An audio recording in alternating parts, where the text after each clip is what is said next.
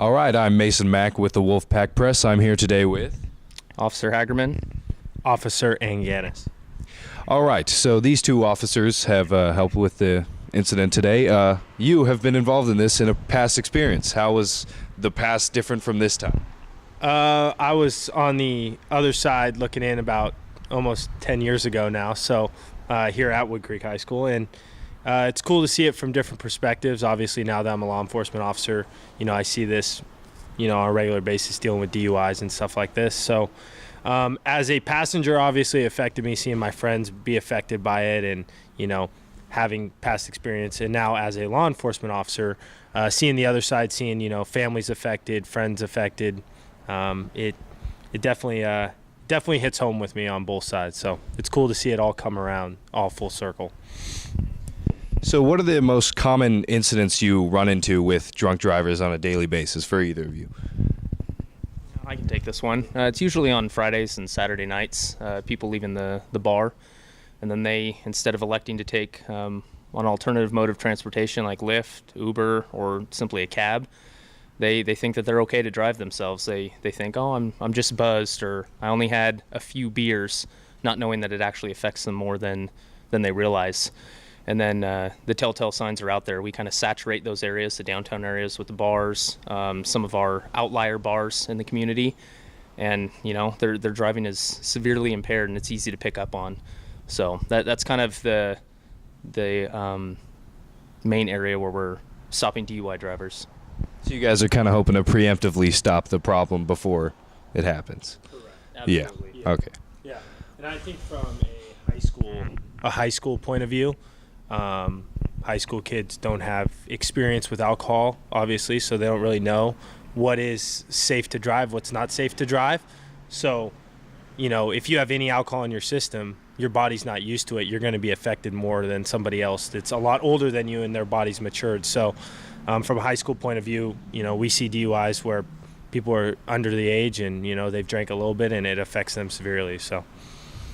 So obviously there's going to be a difference between someone who's 21 and someone who's underage and drinking. So what would that difference be? That's a great question. So most people hear the 0.08% blood alcohol content standard, but that only applies to drivers who are age 21 and older.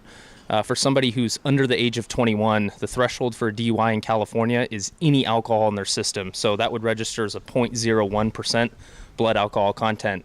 And if they end up blowing that amount into our breathalyzer, or we're able to determine that via blood draw, that's considered a DUI, an underage DUI. Not only are there harsh penalties with the DMV, having your license suspended, but there are significant criminal fines as well, potentially juvenile probation, and then probation on your license status. So what would you suggest to kind of avoid DUIs in general? Well, first off is don't drink and drive. I mean, that's obviously the biggest thing that we deal with. The high school parties, the peer pressure, the stuff like that, we get it. The best thing to do is just don't do it. I mean, there's a reason that there is a legal age to drink. There's a reason it's 21, and I think that's, our legislator and everyone around the world believes that, when you're 21, your body's matured enough to handle the alcohol. And like I said, don't be the one that says it's not going to happen to me, because, we see that plenty of times, and the people that think it's not going to happen to them, it does. And, I would hate for you to, have a couple of beers, you think you can get home, and then next thing you know, you're either going to jail, or worst case, you hurt somebody, which is even bigger penalties. And, starting your life at 18 years old in jail is never a good thing. So I think the best thing is to kind of preemptively plan what was going to happen. So if you knew that you were probably going to a party and that was probably the option you were going down, I would say firstly, don't do it. But if that wasn't the case, leave your keys somewhere where you're not going to find them would be the first option. But if you find yourself in a situation where you have consumed alcohol and you're concerned about getting home, there are a number of ride-sharing options available with Lyft and Uber, or even calling a cab. But also maybe a little bit of humility, calling your parents, calling an older sibling. It's better to kind of feel their wrath for a little bit than feeling the lifelong wrath of having a criminal record, having your license taken away. So I think there are options if you find yourself in that situation, but an option should never be that, hey, I think I'm okay to drive, and get in your car and take that into your own hands. I'm a little bit younger than him, so about 10 years ago, I was actually involved in every 15 minutes here at Wood Creek. And the part I most remember was the crash scene. That was obviously a huge impact because, it definitely could happen to any of us. So it was definitely a huge impact. But the most impactful thing I think of the whole experience was the ceremony the day after, hearing your friends and your friends' parents get up there and talk about your friend dying and passing away, and seeing the true emotion that they had. It really stayed with me, and it still stays with me to this day. I still can remember what a couple of my friends said up there when they're telling their parents and their friends and family goodbye.